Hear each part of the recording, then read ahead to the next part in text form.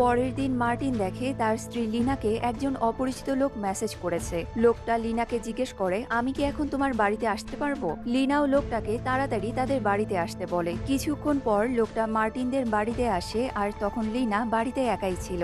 লোকটা লিনার সাথে বেশ মাখো মাখো হয়ে কথা বলে, আর কিছুক্ষণ বসার পর সে লিনাকে বাই বলে চলে যায়। তবে এসব দেখে মার্টিনের তো একেবারেই মন ভেঙে যায়। সে ভাবে, যাকে আমি এত ভালোবাসি, যাকে আমার লাইফ পার্টনার বানিয়েছি, সে আমাকে এভাবে ধোকা দিচ্ছে। পরের দিন মার্টিন দেখে লিনা বাড়ি থেকে বেরিয়ে কোথায় যেন যাচ্ছে। সে জঙ্গলের ভেতরে এসে সেই লোকটার সাথে দেখা করে যে গতদিন তাদের বাড়িতে গিয়েছিল।